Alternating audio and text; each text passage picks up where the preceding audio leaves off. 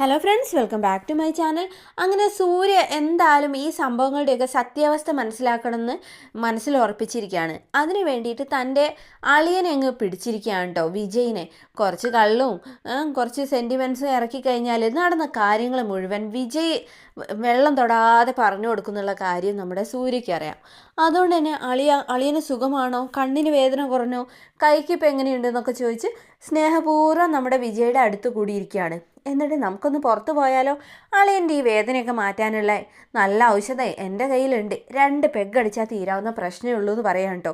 അയ്യോ അളിയ, ഇന്ദ്രജി അറിഞ്ഞാൽ എന്നെ കൊല്ലും. അതിനെന്തിനാ ചേച്ചിയോട് പറയുന്നേ, നമുക്കങ്ങ് പോവാന്നേ.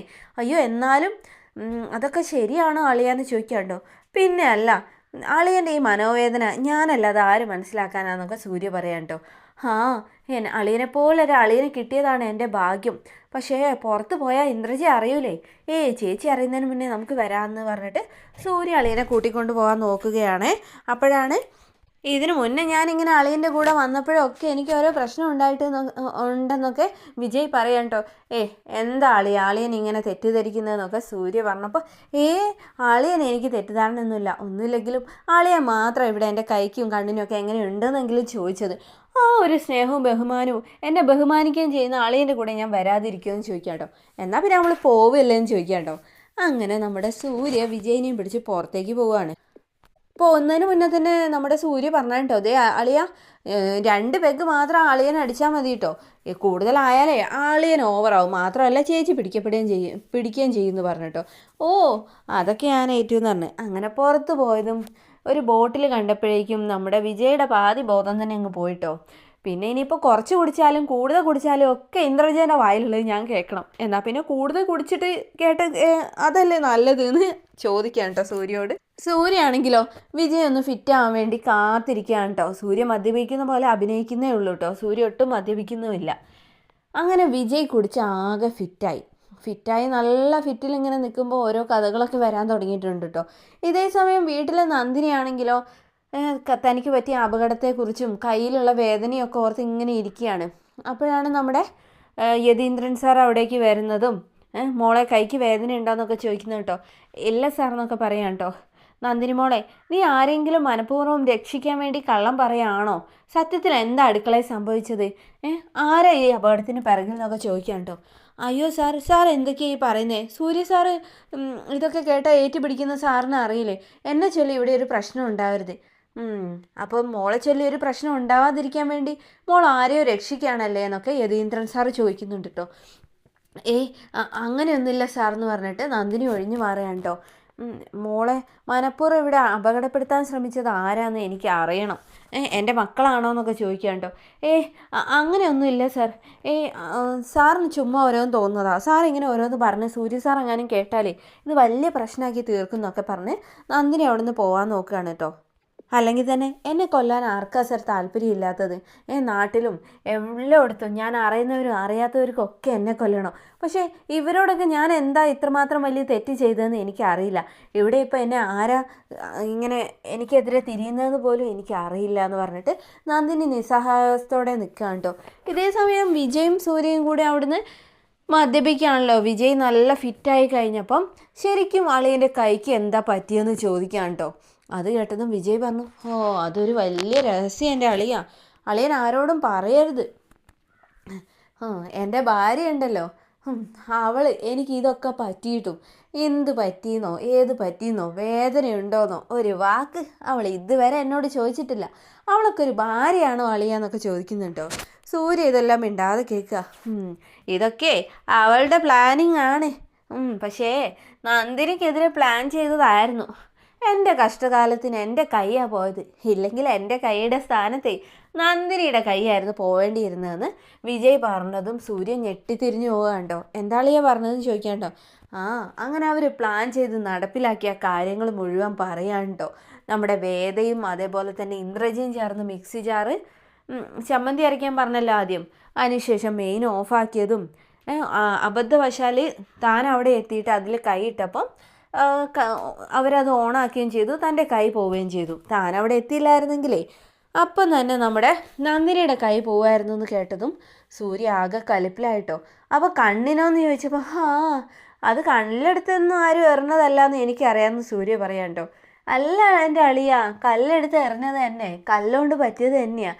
പക്ഷേ കല്ല് വെറുതെ വന്ന് കൊണ്ടതല്ല, തെറ്റാടി കൂടെ വന്നാന്ന് പറയാം. തെറ്റാടിയോ? അളിയൻ്റെ പെങ്ങളല്ലേ ഇന്ദ്രജ, അവള് നന്നായിട്ടൊന്ന് ഉന്നം ചെയ്യാൻ ഞാൻ പഠിപ്പിച്ചതാ, നന്ദിനിയുടെ വലത് കൈ നോക്കിയിട്ട് ഉന്നം വെക്കാനേ.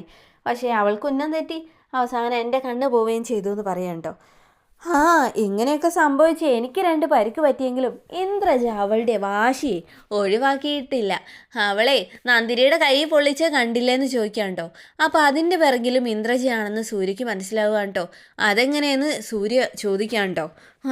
അതോ, അവൾ ആ പൂജാമുറിയിലുള്ള പാത്രം എടുത്തിട്ടേ അടുപ്പത്ത് വെച്ച് അങ്ങ് കത്തിച്ചു ചൂടാക്കി, എന്നിട്ട് പിന്നെ ഓഫാക്കി വെച്ചിട്ടേ ഒന്നും അറിയാത്ത പോലെ നന്ദിനിയോട് ചായ ഉണ്ടാക്കാൻ പറഞ്ഞു. നന്ദിനി അത് പോയി പിടിച്ചതും കൈ പൊള്ളി. അതാ അളിയ പെണ്ണിൻ്റെ പക, അളിയൻ്റെ പെങ്ങളെ നല്ല പകയുള്ള പെണ്ണാന്നൊക്കെ പറയാം കേട്ടോ. സൂര്യ ആകെ ദേഷ്യപ്പെട്ട് തിളങ്ങി നിൽക്കാം കേട്ടോ. പിന്നെ അളിയ, ഞാനിതൊക്കെ പറഞ്ഞതേ മൂന്നാമതൊരാൾ അറിയാൻ പാടില്ല, നമ്മൾ മാത്രമേ അറിയാൻ പാടുള്ളൂ. അത് പിന്നെ പറയാനുണ്ട് അളിയ. അളിയനൊരു കാര്യം പറഞ്ഞാൽ അത് ഞാൻ മറ്റാരോടെങ്കിലും പറയോ? അളിയനെ എന്തായാലും വണ്ടി കയറിയിരിക്കും. ഞാൻ അളിയനെ ഈ എന്താ പറയുക, ഒരു ലോങ് ഡ്രൈവ് പോവാം നമുക്ക് 2 പേർ കൂടി എന്ന് പറയാം കേട്ടോ. ആയിക്കോട്ടെ എന്ന് പറഞ്ഞിട്ട് വിജയ് വണ്ടി കയറി. അങ്ങനെ വണ്ടി കയറി നമ്മുടെ സൂര്യ ഏതോ ഷോപ്പിലൊക്കെ ഇറങ്ങുന്നുണ്ട് കേട്ടോ, എന്തോ ഗിഫ്റ്റ് വാങ്ങണം എന്നൊക്കെ പറഞ്ഞിട്ട്. അങ്ങനെ കുറച്ച് സമയത്തിന് ശേഷം സൂര്യ വീട്ടിലെത്തിയതും കയ്യിലൊരു ഗിഫ്റ്റ് ഉണ്ട് കേട്ടോ. അവിടെയാണെങ്കിൽ സോഫയിൽ യതീന്ദ്രനും അതേപോലെ തന്നെ പത്മയും ഇരിക്കുന്നുണ്ടായിരുന്നേ. അപ്പോൾ ഇതെന്താടാ സൂര്യ കയ്യിൽ ഗിഫ്റ്റൊക്കെ എന്ന് ചോദിക്കാം കേട്ടോ.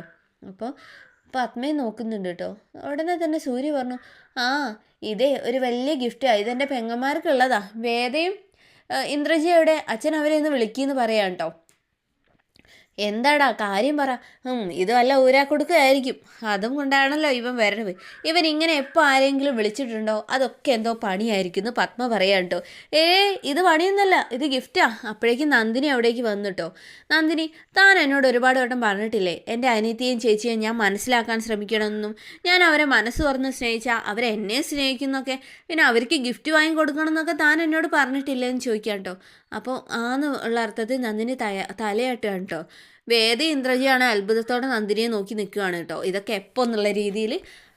എന്നാൽ ആ ഗിഫ്റ്റാണിത്, സത്യമാണോ എന്ന് നന്ദിനി ചോദിക്കാം കേട്ടോ. അതേടോ സത്യമെന്ന് പറയാണ്. അങ്ങനെ ഗിഫ്റ്റ് വാങ്ങിക്കാൻ വേണ്ടിയിട്ട് അവരോട് ചെല്ലാൻ പറയാം കേട്ടോ. അങ്ങനെ അവർ വന്ന് തുറന്നു നോക്കിയതും അവർക്ക് ചെറിയ ടെൻഷനുണ്ട് കേട്ടോ. തുറന്നു നോക്കിയപ്പോൾ ഒരു മിക്സീൻ്റെ ജാറായിരുന്നു കേട്ടോ.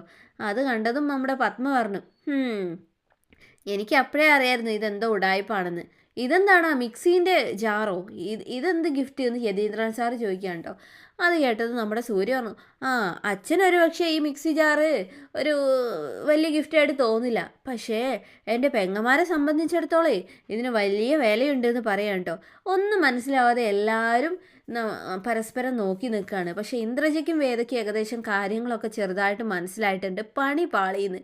ഇനി അടുത്തത് തന്നെ നമ്മുടെ നന്ദിനിയെ എങ്ങനെയൊക്കെ ഇവർ ഉപദ്രവിക്കാൻ ശ്രമിച്ചോ അതെല്ലാം സൂര്യ ഇവർക്ക് തിരിച്ചു കൊടുക്കും. തെറ്റാടി വെച്ച് 2 പേരുടെയും കണ്ണടിച്ച് പൊട്ടിക്കാനും അതേപോലെ തന്നെ മിക്സി ജാറിൻ്റെ ഉള്ളിലിട്ട് വിരലിട്ട് കറക്കാനും ഒക്കെ സൂര്യ തയ്യാറാവുന്നുള്ള കാര്യം ഉറപ്പാണ്.